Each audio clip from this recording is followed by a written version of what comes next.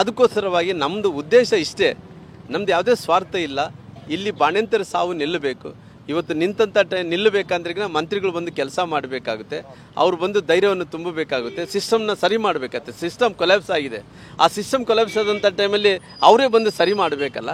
ಹಂಗಾಗಿ ನಮಗೆ ಇವತ್ತು ನ್ಯಾಯ ಸಿಗ್ತಾ ಇಲ್ಲ ಅನ್ನೋಂಥ ಕಾರಣದಿಂದ ಇವತ್ತು ಬೀದಿಗಿಳಿದು ಹೋರಾಟವನ್ನು ಮಾಡೋಂಥ ಕೆಲಸ ಮಾಡ್ತಿದ್ವಿ. ಸರ್ಕಾರ ಇವತ್ತು ಮಂತ್ರಿಗಳು, ಜಿಲ್ಲಾ ಮಂತ್ರಿಗಳು ಪಾಪ ಅವ್ರು ಎಷ್ಟು ಬಿಜಿ ಅಂತ ಹೇಳಿದ್ರೆ ಎಷ್ಟು ಒಂದು ಮಿನಿಟ್ಗಳು ಪುರ್ಸಿತಿಲ್ಲ. ನಮ್ಮ ಜಿಲ್ಲಾ ಮಂತ್ರಿಗಳಾದಂಥ ಸನ್ಮಾನ್ಯ ಜಮೀರ್ ಅಹಮದ್ ಅವರಿಗೆ ಪಾಪ ಎಷ್ಟು ಬಿಜಿ ಇದನ್ನು ಗೊತ್ತಾ. ಮುಖ್ಯಮಂತ್ರಿಗೇನ ಸಮಯ ಇತ್ತು, ಆತಗೆ ಸಮಯನೇ ಇಲ್ಲ, ಆತ ಬರೋದೇ ಇಲ್ಲ. ಯಾಕಂದ್ರೆ ಆತ ಏನು ನೋವೇನು ಗೊತ್ತಿದ್ರೆ ಅವರೆಲ್ಲ ಶ್ರೀಮಂತರು, ಬಡವ್ರ ಬಗ್ಗೆ ಗೊತ್ತಿಲ್ಲ. ಸರ್ಕಾರಿ ಆಸ್ಪತ್ರೆ ಬಗ್ಗೆ ಅಂತ ಅವ್ರು ನೋಡೇ ಇರೋಂಗಿಲ್ಲ. ಬಹುಶಃ ಸರ್ಕಾರಿ ಆಸ್ಪತ್ರೆಯಲ್ಲಿ ಯಾರು ಅಡ್ಮಿಟ್ ಆಗ್ತಾರೆ ಅಂತೇಳಿ ಬಡವ್ರು ಅಡ್ಮಿಟ್ ಆಗ್ತಾರೆ ಗೊತ್ತೇ ಇರೋಂಗಿಲ್ಲ. ಬಾಣಂತಿರು ಅಂದರೆ ಅವ್ರಿಗೆ ಏನು ಗೊತ್ತಿಲ್ಲ. ತಾಯಿ ಮತ್ತು ಮಗು ಅಂದ್ರಿಗಿನ ಏನು ಗೊತ್ತಾಗಲ್ಲ ಅವ್ರಿಗೆ. ಏನು ಗೊತ್ತಾಗಲ್ಲದಂಥ ಟೈಮಲ್ಲಿ ಅಲ್ಲಿ ಏನು ನೋಡೋಕ್ಕಾಗುತ್ತೆ ಅವ್ರ ಕೈಲಿ. ಹಂಗಾಗಿ ಅವರೆಲ್ಲರೂ ಕೂಡ ಏನು ನಡೆದಿದೆ ನಡ್ಕೊಂಡು ಹೋಗಲಿ. ನಮ್ಮದು ಇಷ್ಟೇ, ಬಾಣಂತಿಯರು ಸಾವು ಆಗಬಾರ್ದು. ಯಾವುದೇ ಸರ್ಕಾರಿ ಆಸ್ಪತ್ರೆಗೆ ಬಡವರು ಬರ್ತಾರೆ, ಅವ್ರಿಗೆ ನ್ಯಾಯ ಸಿಗಬೇಕು ಅನ್ನೋಂಥ ಕಾರಣದಿಂದ ಇವತ್ತು ಸತ್ಯಾಗ್ರಹವನ್ನು ನಾವು ಮಾಡ್ತಾಯಿದ್ವಿ. ಸರ್ಕಾರಿ ಆಸ್ಪತ್ರೆಗೆ ಅಂದರೆ ಬಹುತೇಕ ಮಿಡ್ಲ್ ಕ್ಲಾಸ್ ಅಥವಾ ಬಡ ಕುಟುಂಬದವರು ಹೆಚ್ಚಾಗಿ ಬರ್ತಾರೆ. ಅಂದರೆ ಹಣ ಇದ್ದಿದ್ರೆ ಅವರು ಖಾಸಗಿ ಆಸ್ಪತ್ರೆ ಹೋಗಿ ತೋರಿಸ್ಕೊಂಥ ಪ್ರಯತ್ನ. ಈಗ ಬಡವರಿಗೆ ಈ ರೀತಿ ಸಾವಾದರೆ ಸರ್ಕಾರ ಯಾರ ಪರವಾಗಿದೆ ಅಂತ ಏನು ಸಂದೇಶ ಕೊಡ್ತಾ ಇದೆ ಅಂತೇಳಿ ನೋಡ್ರಿ, ನಮಗೆ ಇವತ್ತು ಅವರು ಶಕ್ತಿ ಇಲ್ಲದಂಥ ನಿರ್ಗತಿರು, ಅಂದರೆ ನಿರ್ಗತಿರು ಅನ್ನೋದಕ್ಕಿಂತ ಬಡವರು, ಆ ಬಡವರೆಲ್ಲರೂ ಕೂಡ ಸರ್ಕಾರಿ ಆಸ್ಪತ್ರೆಗಳಿಗೆ ಬರ್ತಾರೆ. ಈ ಸರ್ಕಾರಿ ಆಸ್ಪತ್ರೆ ಬಂದಂಥ ಟೈಮಲ್ಲಿ ಅವರಿಗೆ ಒಂದು ನಂಬಿಕೆ. ಇವತ್ತು ನಮ್ಮ ಆಸ್ಪತ್ರೆ ಒಂದು ಒಳ್ಳೆಯ ಇತಿಹಾಸ ಇರೋಂಥ ಆಸ್ಪತ್ರೆ, ಅವಾರ್ಡ್ಸ್ ತೊಗೊಂಡಿರೋಂಥ ಆಸ್ಪತ್ರೆ.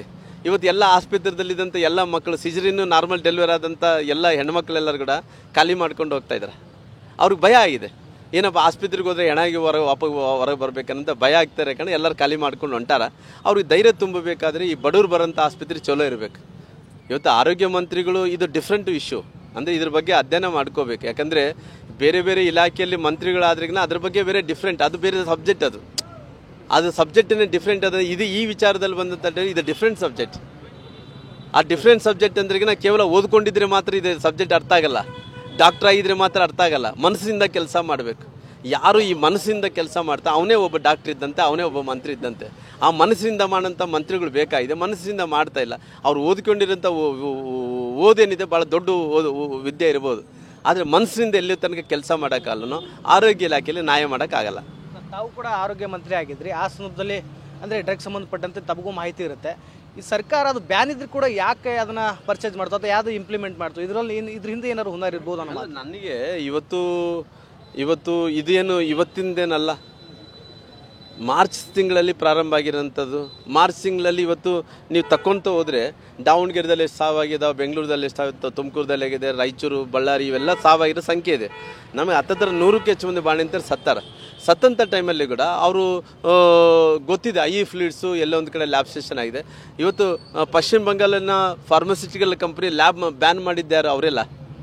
ಆ ಬ್ಯಾನ್ ಮಾಡಿದಂಥ ಮೆಡಿಸಿನ್ ಕೊಡ್ತಾ ಇದ್ದಾರೆ ಅಂದ್ರಿಗಿನ ಎಲ್ಲೋ ಒಂದು ಕಡೆ ಎಷ್ಟು ಮಟ್ಟಿಗೆ ಪ್ರಭಾವ ಇರ್ಬೋದು ಅಂತೇಳಿ ಅರ್ಥ ಮಾಡಿಕೊಡ್ರಿ. ಏನು ಪರಿಹಾರಕ್ಕೆ ಆಗ್ರಹ ಮಾಡ್ತಿರ್ತಾರೆ ಈಗ? ನಾನು ಈ ರೊಕ್ಕ ಕೊಡ್ರಿ, ಪರಿಹಾರ ಕೊಡ್ರಿ ಅನ್ನೋಂಥದ್ದಕ್ಕೋಸ್ಕರವಾಗಿ ನಿಂತಿಲ್ಲ.